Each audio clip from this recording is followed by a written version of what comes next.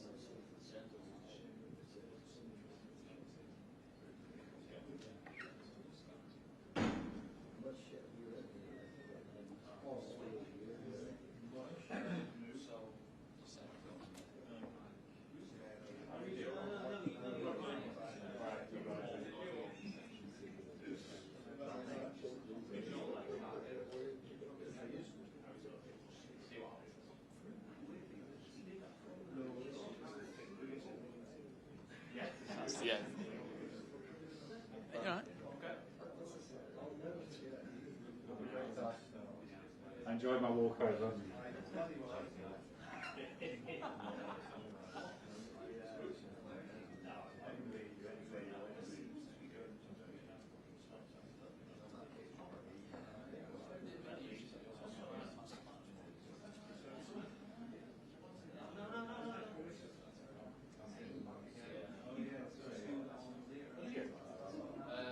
I'm not going. I'm not working this week.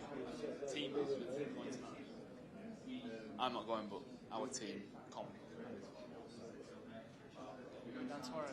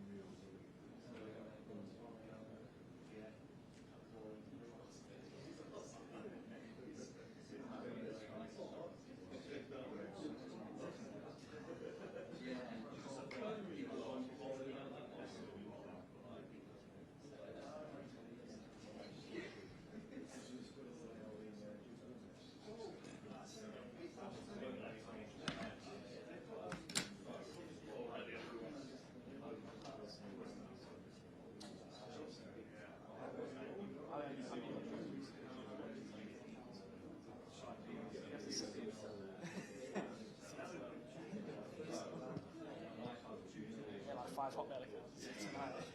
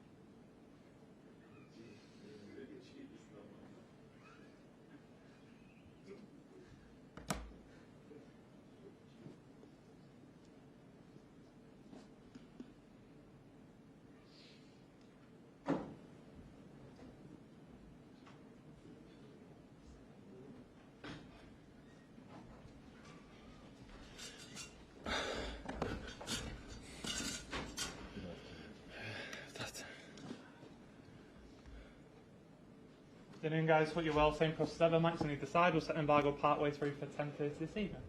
Start with Fraser in the middle. Hello, Pep. You okay? Can you bring us up to date with injury issues to start with, particularly around Foden, Kovacic and Rodri, please? Rodri is much better. Kovacic as well. And Fila still doesn't feel good. The rest are okay. Obviously, it's transfer deadline day, but arguably one of the best bits of business you've maybe done is to bring İlkay Gundogan back in. We saw what sort of an influence he had against Ipswich. How do you make in terms of how he's settling back in, and how much of an influence is he having on the squad as a whole? He needs 1 minute. No more than that to settle. And in terms of his influence on the squad, Everybody knows it. He's a good player, top class player, and he knows the mechanics, what we try to do, what we try to live all together, and so we knew it and it happened. And in terms of this weekend, it's early days for Julen Lopetegui in charge of West Ham, but how do you see them evolving as a side? Are they a different prospect this year round, do you think? New managers, new places always needs time. An experienced manager, so being in Real Madrid and or national team from Spain and alongside another club, so Sevilla, this is so demanding place, so having a lot of experience.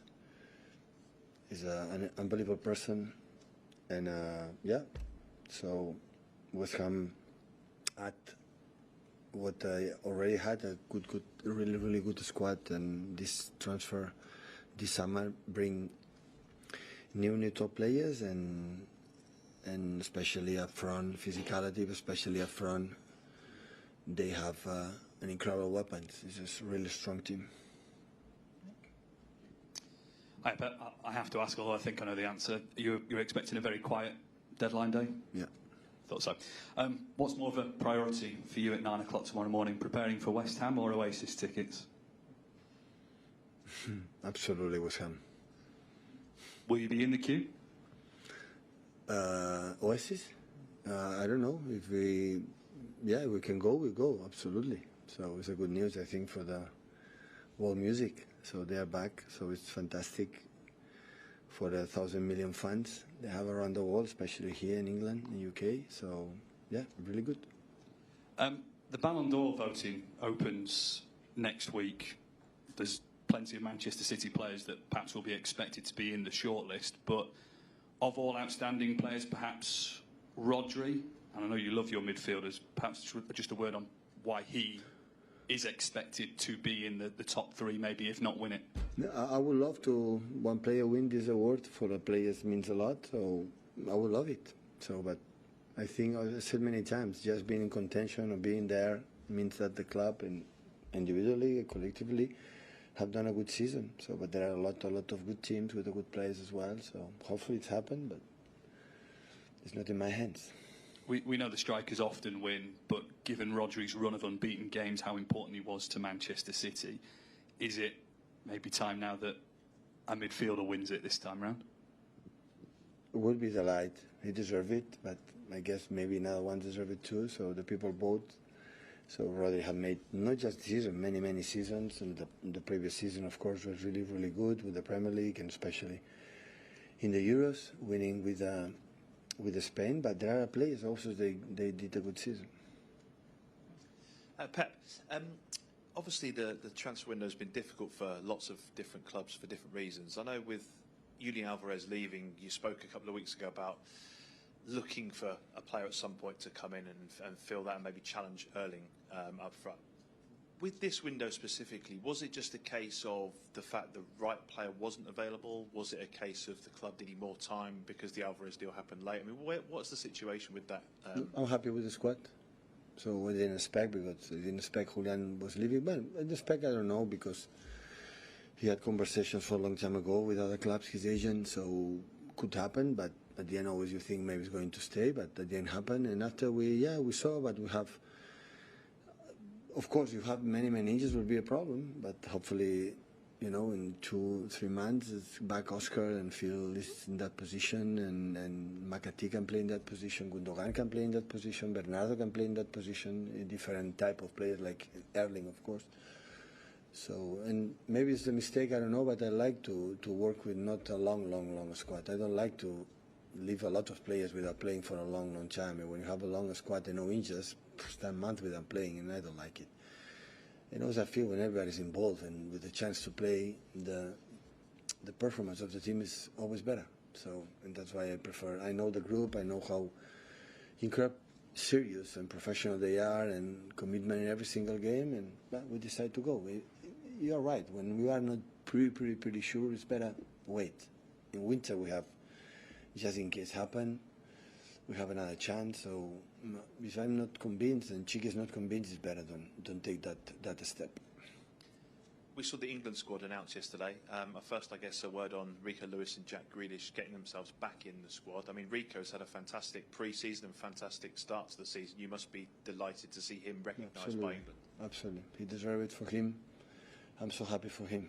Yeah, really happy. But Kyle Walker, I suppose, one of the big names not to be selected. Have you spoken to him? Do you know what? No. But when he will be back, his best, it will be soon. And always is an incredible weapon for the national team to be used, because having specific qualities that is really we need. So, but of course it was late, and after still arrived with some little bit niggles and problems, and Rico was playing really good with the preseason. The rhythm is higher than them because it was in holidays, and that's why he's in the position. But you know, also there are many games in national team as well, and with his physicality, if he still is, his desire is going there, he has a chance to come back. It just perform well to play here, and the open for national team will be open. Because Kyle obviously has that seniority, lots of experience, but this season is Rico pushing him as close as he ever has done in terms of for that place. He's a different type of player. So what Rico gives to the team, Kyle cannot give us, and what Kyle gives us to us, Rico cannot do it. So, but that is what about. It's not long big squad, but everyone push each other, you know, to one position. That is the only way. Hi, Pep. About your future, I appreciate it must be tiring to receive those questions regularly, but just to try to understand your rationale on either deciding to stay or to go. Does it come from within, you think, this decision, or you're waiting to see the body language of the squad throughout the next months? I answered this question the first days, and it's over.